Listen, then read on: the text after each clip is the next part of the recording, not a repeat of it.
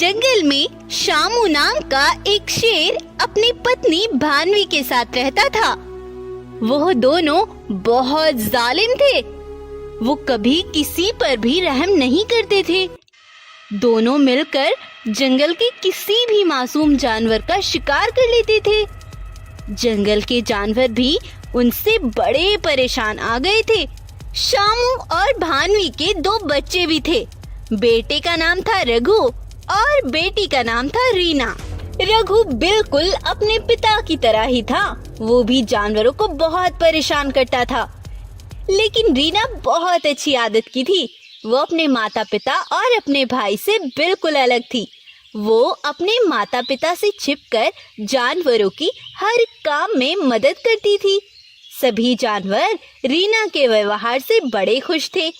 एक बार शामू शेर एक बकरी का शिकार कर लेता है और उसे मजे से खा जाता है। तभी शामू को एक गाय भी दिखाई देती है। तब शामू जाकर उस गाय को पकड़ लेता है और उसे अपने साथ अपने घर लाकर एक पेड़ से बांध देता है। ओए गाय, तुम्हारी किस्मत अच्छी है, क्योंकि तुम्हें मैं आज नहीं कल मार कर खाऊंगा। आज मैंने एक बकरी का शिकार कर लिया है। अब मैं पानी पी कर आता हूँ। तब शामू पानी पीने चला जाता है। तभी वहाँ पर रीना पहुँचती है। गाय को पेड़ से बंधा देख रीना ऐसा कहती है, अरे गाय, तुम्हें यहाँ किसने बांध दिया? बताओ मुझे। रीना बहन, मुझे यहाँ तुम्हारे पिता कल का अपना भोजन बनाकर लाए हैं। रीना बहन, मेरे 2 छोटे छोटे बच्चे हैं, मुझे छोड़ दो। प्लीज प्लीज तुम मेरी मदद करो प्लीज। तब रीना गाय को वहाँ से आजाद कर देती है और गाय जल्दी से वहाँ से भाग निकलती है। कुछ देर बाद पानी पीकर जब शामू घर लौटता है तो गाय को वहाँ ना पाकर वो बड़ा गुस्सा हो जाता है। किसकी इतनी जरूरत हुई जिसने मेरे शिकार को आजाद किया? बताओ मुझे। पिताजी, वो गाय बहुत रो रही थी। उसके 2 छोटे छोटे बच्चे भी हैं। मैंने उसको रोता देखा तो मैंने उसे आजाद कर दिया। अच्छा, तो ये तुमने किया है? तुम्हारी इतनी हिम्मत कैसे हुई? मैं तुम्हें अब और बर्दाश्त नहीं करूंगा। जाओ, निकल जाओ यहाँ से। अगर तुम मुझे इस जंगल में दिखाई दी तो मैं तुम्हें जान से मार डालूंगा। निकल जाओ यहाँ से। शामू शेर रीना को हमेशा के लिए जंगल से निकाल देता है और बेचारी रीना भी उदास होकर वो जंगल छोड़कर दूसरे जंगल आ जाती है। तभी वहाँ पर कुछ जानवर एक जगह इकट्ठे खड़े थे। रीना को अपनी आंखों के सामने देख सभी जानवर हैरान हो जाते हैं और वो उसे देखते ही रह जाते हैं। अरे क्या हुआ? तुम मुझे ऐसे क्यों देख रहे हो? अरे रीना, तुम कैसे वापस आ गई? हमें तो यकीन ही नहीं हो रहा। लगता है भगवान ने तुम्हारा पुनर्जन्म किया है। क्या पुनर्जन्म? ये तुम क्या बोल रहे हो? मैं बताती हूँ रीना। अब से कुछ साल पहले तुम हमारी राजकुमारी थी।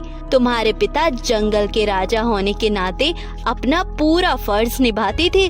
तुम्हारे पिता के राज में सभी जानवर बड़े खुश थे और तुम भी अपने पिता के साथ सभी जानवरों की मदद किया करती थी। लेकिन सेंटू बाघ तुम्हारे पिता की जान का दुश्मन बना फिर रहा था। वो तुम्हारे पिता को मारकर खुद जंगल का राजा बनना चाहता था। तो उसने एक बार अपने सेवक चीता के साथ एक प्लान बनाया और उसने कुछ जानवरों को पकड़ लिया और चीता को तुम्हारे पिता के पास भेजा। महाराज, महाराज, उस बाघ ने कुछ जानवरों को पकड़ लिया है। वह उन्हें जान से मार डालेगा। आप उन्हें बचा लीजिए महाराज। तब तुम्हारे पिता बिना कुछ सोचे ही उस बाघ के पास पहुंच गए। आओ आओ महाराज, मैं तुम्हारा ही इंतजार कर रहा था। अब तुम्हारे जाने का वक्त आ गया है और तुम्हारे बाद मैं तुम्हारी बेटी रीना को भी मार डालूंगा। तब उस बाघ ने और चीता ने महाराज शेर को जान से मार डाला था और फिर उन दोनों ने जाकर तुम्हें भी अकेले पाकर आसानी से मार डाला और फिर खुद जंगल का राजा बनकर जंगल पर अपना राज किया और उसने हमें अब तक बहुत परेशान किया हुआ है। तब रीना को भी सब याद आ जाता है। तो भाइयों, अब उस बाघ से बदला लेने का समय आ गया है। चलो आज हम उससे अपना बदला लेकर रहेंगे। तब रीना कुछ जानवरों के साथ जाकर उस दुष्ट बाघ को जान से मार डालती है और उससे अपने पिता का बदला ले लेती है और फिर से जंगल पर राज करती है। सभी जानवर फिर से रीना के साथ हंसी खुशी रहने लगते हैं। तो अगर आपको आज की हमारी कहानी पसंद आई है तो प्लीज हमारी इस कहानी को एक लाइक जरूर दें और फ्यूचर में अच्छी अपडेट्स के लिए आप हमारे चैनल को सब्सक्राइब कर लें। Thank you. एक जंगल में भानु नाम की एक शेरनी अपने पति रघु के साथ रहती थी। भानु गर्भवती थी। वह दोनों अपने बेटे के आने का बड़ा बेसब्री से इंतजार कर रहे थे और वो दिन जल्द ही आ गया जब भानु ने एक अनोखे सफेद शेर को जन्म दिया। भानु और रघु अपने बेटे को देख देख कर बहुत खुश हो रहे थे। अरे वाह शेरनी, हमारा बेटा कितना सुंदर है। आज तक किसी ने ऐसा शेर कभी नहीं देखा होगा। हाँ महाराज, मेरा बेटा बहुत सुंदर है। भगवान इसे किसी की नजर ना लगाए। भानु और रघु की एक बहुत अच्छी दोस्त भी थी जो थी एक गाय। गाय रघु और भानु के साथ काफी समय से रहती थी। जब उसे ये खबर मिली तो वो तुरंत गुफा पर पहुंची और कहने लगी, अरे वाह वाह शेरनी, तुम्हारा बेटा तो बड़ा ही सुंदर है। जब मुझे ये बात पता चली तो मुझसे तो रुका ही नहीं गया। भगवान इसे किसी की नजर ना लगाए। गाय खुद ही उसका नाम बगीरा रखती है और उसे अपने साथ जंगल में घुमाती है। उसी जंगल में सिंटू नाम का एक लालची बाघ भी रहता था। वो बड़ा ही लालची था। वो हमेशा सोचता रहता था कि किसी भी तरह राजा का पद हासिल कर लूं। एक बार ऐसा हुआ कि बगीरा अकेले ही चलते चलते जंगल में आगे निकल जाता है। तब भी उस पर बाघ की नजर पड़ जाती है। उसे देख बाघ सिंटू मन ही मन सोचता है, अरे वाह, रघु शेर को कमजोर करने का यह एक अच्छा मौका है। मैं आज इस बगीरा को जान से मार डालता हूँ और फिर इसके बाद रघु शेर की बारी है। तब बगीरा को अकेला पाकर सिंटू बाघ उस पर बड़े जोरों का हमला करने ही वाला था कि तभी वहीं पर गाय भी पहुंच जाती है। ओए रुको दुष्ट बाघ, एक मासूम बच्चे पर जुल्म करते तुम्हें शर्म नहीं आती? अच्छा, तो तुम्हें भी मरने की कुछ ज्यादा ही जल्दी है। तो बगीरा के साथ साथ मैं तुम्हें भी मार डालता हूँ। तब गाय बगीरा को लेकर वहाँ से भाग ही रही थी। तभी उसका पैर फिसला और वो बगीरा के साथ साथ नदी में गिर जाती है। यह देख बाघ बड़ा खुश होता है। इसे कहते हैं एक तीर से दो शिकार। आई बड़ी बगीरा को बचाने। उधर रघु और भानु बगीरा को ना पाकर बहुत ज्यादा घबराए हुए थे। रघु कुछ जानवरों को अपने साथ लेकर बगीरा को ढूंढने निकलता है, लेकिन बगीरा वहाँ उन्हें कहीं नहीं मिलता। तब रघु चलता चलता बाघ के पास ही पहुँच जाता है। रघु के साथ जानवरों को आता देख बाघ रोने का ड्रामा शुरू कर देता है। मुझे माफ कर दो महाराज, मुझे माफ कर दो। मैं तुम्हारे एक भी काम नहीं आ सका। मुझे जीने का कोई हक नहीं है। अरे सिंटू बाघ, आखिर ऐसा क्या हो गया?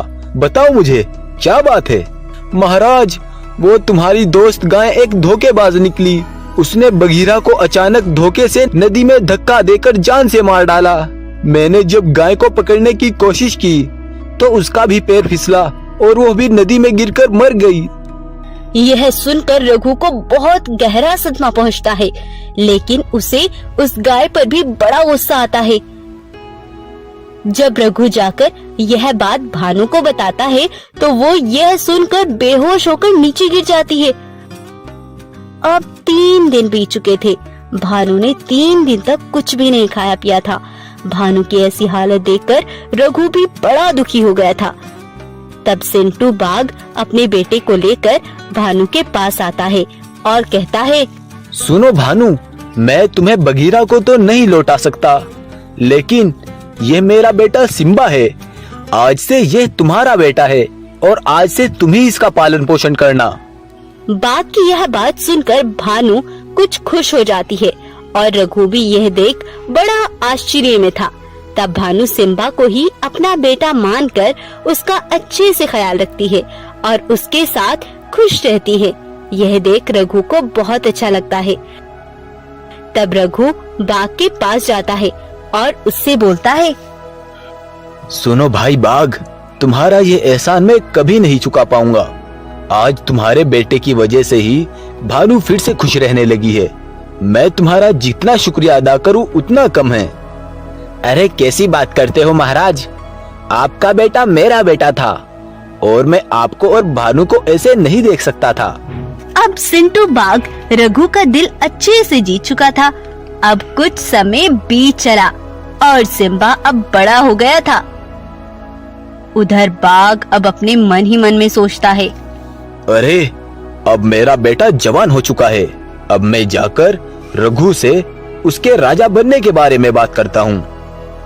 तब बाघ जाकर सिम्बा के राजा बनने की बात करता है और रघु भानु भी उसकी बात को मानकर सभी जानवरों को गुफा पर बुलाते हैं।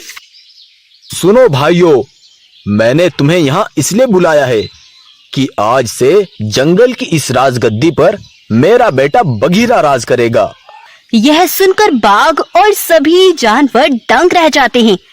महाराज, आपने गलत बोल दिया, बगीरा नहीं सिम्बा राज करेगा। तो अब तुम हमें बताओगे कि क्या गलत और क्या सही है।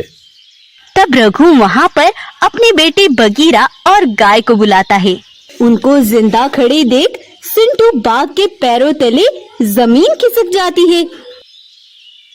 अरे महाराज शेर, बगीरा और गाय इतने दिनों बाद कैसे वापस लौटे? कल जब भानु और मैं जंगल में टहल रहे थे तो गाय और बगीरा भागते हुए हमारे पास आए। माँ, पिताजी, देखो मैं वापस आ गया हूँ। बगीरा बेटा, तुम कहाँ थे मेरे बच्चे? मैंने तुम्हें बहुत याद किया बेटा। तब गाय ने मुझे सब बताया जो दुष्ट बाघ ने उनके साथ किया था। महाराज, हम नदी से तैरते तैरते दूसरे जंगल पहुंच गए थे। वहाँ हमें एक हाथी ने बचाया था। तो उस दुष्ट बाघ ने ये सब किया था। मैं आज ही उससे इसका बदला लेकर रहूंगा। इस तरह से इस बाघ ने हमारे साथ धोखा किया और अब अपने बेटे को राजा बनाने के लिए ये इतनी हमदर्दी दिखाता रहा। अब इसे इसकी सजा मिलकर रहेगी। तब बाघ को रघु हमेशा के लिए बंदी बना देता है और उसे हमेशा कैदी बनने की सजा दी जाती है और उधर बगीरा को जंगल का राजा बना देते हैं। उसके बाद से भानु का परिवार फिर से पूरा हो जाता है। भानु और रघु अपने बेटे के साथ हंसी खुशी रहने लगते हैं। तो आज की हमारी कहानी आपको कैसी लगी हमें कमेंट करके जरूर बताएं और अगर आपको ये स्टोरी अच्छी लगी है तो इस वीडियो को लाइक, शेयर एंड सब्सक्राइब